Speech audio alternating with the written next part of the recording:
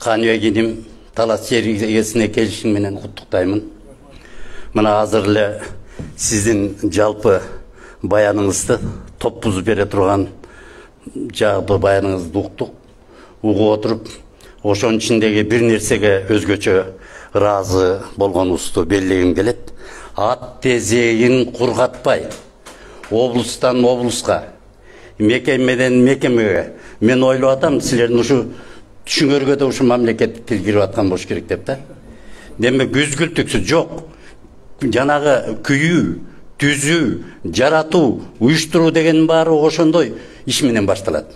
Эгер да бир нерсени айтып коюп анан жатып алса, айлык сайлыктар келе берет, а бирок ишчи токтоп калат да. Ошол нерсеңерди абдан мен ыраазы болуум менен уктум. Мисалы, 30 жыл болгонуна карабастан мамлекет тилин кабыл алынганы. 30 жыл болгондугуна карабастан атактуу окуу жайлары, ошондогу 80%, 70% ошого чейинки иш жүзүндө мамлекетти колдонбой жаткандыгы биякта отуруп биз уялып аттык. Эмне деген жок бул өзү. Бул эң алар ошону көзөмөлдөгөндөр дагы алар жасасыз калган. Бир жолу жазасыз калган, анан дагы кала берген, дагы кала берген, ошентип кете берген. Ошентип отуруп эле эмне? Ашмалтайга айланган. Керек болсо президенттик администрациянын өзүнүн иш кагаздарынан бери текшерипсиңер. Ошондон бери отуруп жанагы ири мекеме бардыгында тең. Бардыгы тең, эми жанагы туура айтып кетти тиги мамлекеттик тил мугалимдерге эле тиешелүү деген. Бүткүл кыргыз жаранына тиешелүү деген ошол тиягына чейин тамырлабай калган да. Эми ошол айтуу менен бирге мен эмне демекчимин?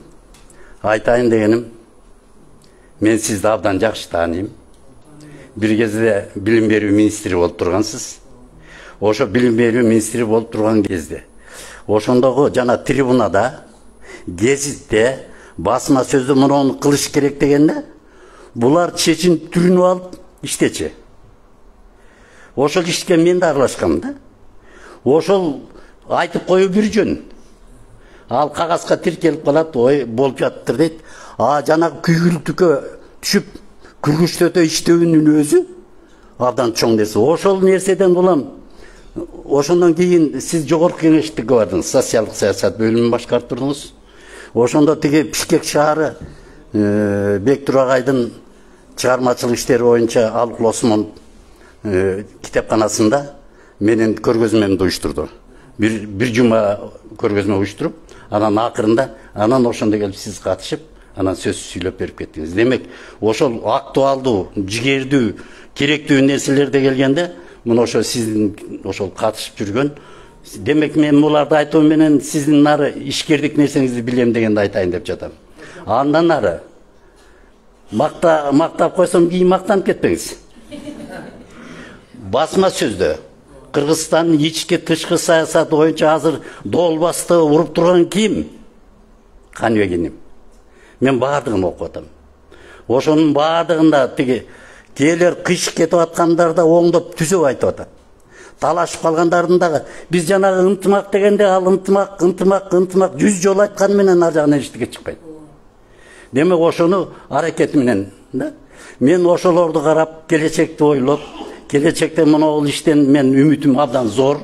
Эгерде бала, бакчалар кыргыз тилинде болбосо, ал бала кыргыз мектебинде окуйт.